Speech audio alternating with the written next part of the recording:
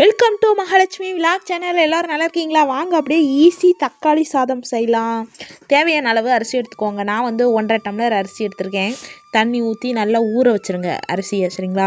ஊற வச்சாதான் சாப்பாடு நல்லா சூப்பராக இருக்கும். அப்படியே உதிரியாக கொஞ்சம் நல்லா பூ மாதிரின்னு சொல்லுவோம்ல, சாதம் ஒன்றோடு ஒன்று ஒட்டாமல் நல்லா சாதம் வரும், சரிங்களா? அதனால் தண்ணீர் ஊற்றி நல்லா ஊற வச்சுக்கோங்க ஃபஸ்ட்டு அரிசியை. இப்போ நம்ம சமையல் செய்கிறோம்னா ஒரு 10 நிமிஷத்துக்கு முன்னாடியே அரிசியை ஊற வச்சுக்கணும், சரிங்களா? அரிசியை அப்படியே தண்ணி ஊற்றுறத ஸ்லோ மோஷனில் காட்டியிருக்கேன். நல்லா இருக்கான்னு சொல்லுங்கள், சரிங்களா? இனிமேல் அப்படி தான் நினச்சிருக்கேன். தண்ணீர் எல்லாமே தண்ணீர் வர வீடியோஸ் எல்லாத்தையும் ஸ்லோ மோஷனில் காட்டலான் இருக்கேன். நல்லா இருக்குல்ல பார்க்குறக்கு? அப்படியே தக்காளி, இதில் என்னென்ன போட்டிருக்கேன்னா தக்காளி, கொஞ்சம் இஞ்சி, பூண்டு, அப்புறம் பட்டை, சோம்பு, கிராம்பு பாக்கெட் 5 ரூபா பாக்கெட் அப்படியே கொட்டிக்கோங்க. அப்புறம் கொத்தமல்லி இலையும் சேர்த்துக்கோங்க, சரிங்களா? இப்போ அரிசியை நல்லா ஊற வச்சிடலாம். நல்லா அரிசி முங்குற அளவு ஊற வச்சுருங்க. அப்புறம் அப்படியே அடுப்பை ஸ்டார்ட் பண்ணலாம். அடுப்பு இன்னும் துடைக்கலப்பா, அதனால் கொஞ்சம் அடுப்பு இப்படி தான் இருக்கும். என்னடா இந்த பிள்ளை குப்பையாக வச்சுருக்கான்னு நினைக்காதீங்க. இனிமேல் சமையலை முடிச்சுட்டு தான் அடுப்பை ஃபுல்லாக க்ளீன் பண்ணி கோலம் போடலான் இருக்கேன். அதனால் குக்கர் நல்லா காஞ்ச பிறகு எண்ணெய் ஊற்றிக்கோங்க. ஈஸியான மெத்தடில் நம்ம தக்காளி சாதம் பார்க்க போகிறோம். என்னோடய மகாலட்சுமி ஸ்டைல் தக்காளி சாதம். பட்டை, சோம்பு, கிராம்பு கொஞ்சம் போட்டுக்கோங்க, சரிங்களா? ஏற்கனவே பாதி நான் அரைச்சிருக்கேன். பாதி பட்டை சோம்பு எண்ணெயில் போட்டுக்கலாம், சரிங்களா? அப்புறம் பட்டை சோம்பு நல்லா ஒரு கலர் மாதிரி, அந்த ரெட் கலர் மாதிரி மாறி வரட்டும். அப்போ தான் நல்லா டேஸ்ட்டாக இருக்கும் சாப்பாடு, சரிங்களா? அப்புறம் கருவேப்பிலை சேர்த்துக்கோங்க.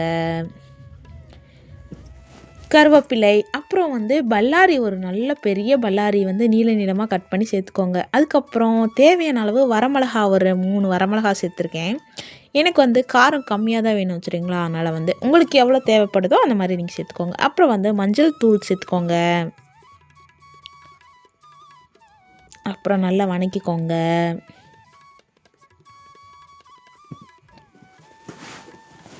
நல்லா வணக்கிட்டு தக்காளி, நம்மலாம் அரைச்சி வச்சோம்ல, தக்காளி, இஞ்சி பூண்டு பேஸ்ட்டு, தக்காளி விழுது, கொத்தமல்லி இலை போட்டு நல்லா அரைச்சி வச்ச பேஸ்ட்டை ஊற்றிக்கோங்க, சரிங்களா?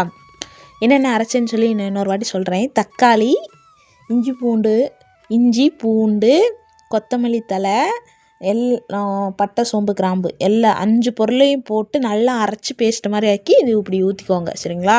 அதுக்கப்புறம் கறி மசாலா இல்லை கரம் மசாலா என்ன இருக்கோ அதை கொஞ்சம் சேர்த்துக்கோங்க. அப்போ தான் தக்காளி பிரியாணி சூப்பராக இருக்கும். இது நான் பிரியாணி ஸ்டைல் தான் பண்ணுறேன். ஈஸி தக்காளி பிரியாணின்னு பேர் வச்சுக்கலாமா? சரி, ஈஸி தக்காளி பிரியாணி. சரிங்களா? நம்ம வைக்கிறது தான் பேர். நம்ம வைக்கிற சாப்பாடுக்கு நம்ம தான் வைக்கணும் பேர்.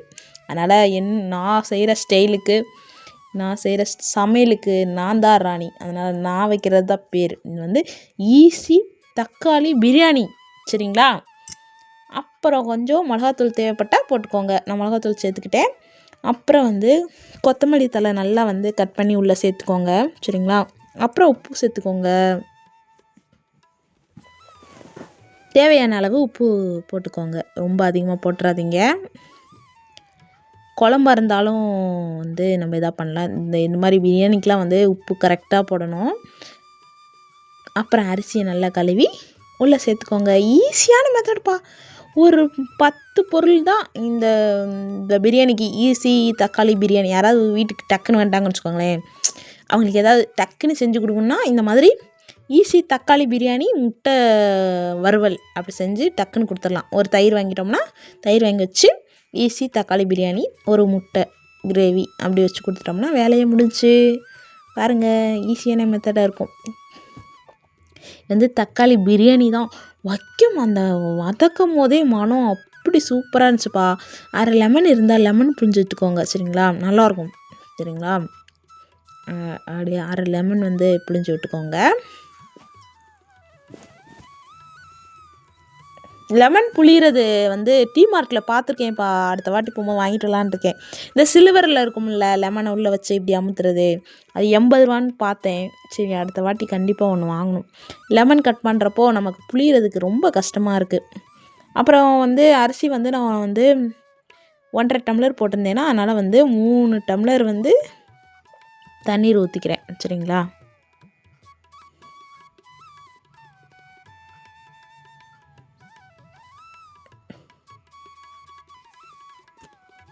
தண்ணீர் ஊற்றி நல்லா கலந்து உப்பு கரெக்டாக இருக்கான்னு சொல்லி வலது கையில் ஊற்றி டேஸ்ட்டு பாருங்கள். நான் அப்படி தான் பார்ப்பேன். கரெக்டாக இருக்குது. மூடி வச்சு விசில் விட்டுறலாம். ஈஸி தக்காளி பிரியாணி 10 நிமிஷத்தில் நம்ம செஞ்சிடலாம் இந்த சாப்பாடு. குழந்தைங்க பசியா, ஆமாம் எனக்கு ரொம்ப பசிக்குது, டக்குன்னு ஏதாவது செஞ்சு கொடுமா அப்படின்னு கேட்கும்போது இந்த ரெசிபி செஞ்சு பாருங்கள் ஒரு நாள், ஈஸியான மெத்தடில். சரிங்களா? அடுப்பை நல்லா ஃபாஸ்ட்டாக வச்சாச்சு. சரிங்களா? வச்சுட்டு அப்புறம் பார்த்திங்கன்னா விசில், இந்த குக்கரில் விசில் வரும்போது அது அந்த விசில் டான்ஸ் ஆடு பார்த்திங்களா, அந்த டான்ஸை நான் ரசிப்பேன். இந்த சைடு வந்து மிளகு போட்டு ஒரு முட்டை வறுவல். சரிங்களா? நல்லா மிளகுத்தூள் நிறையா போட்டு ஒரு முட்டையை வேக வச்சு நாளாக கட் பண்ணி, அந்த ரெசிபி வேணால் உங்களுக்கு நான் சொல்கிறேன், கேட்டுக்கோங்க.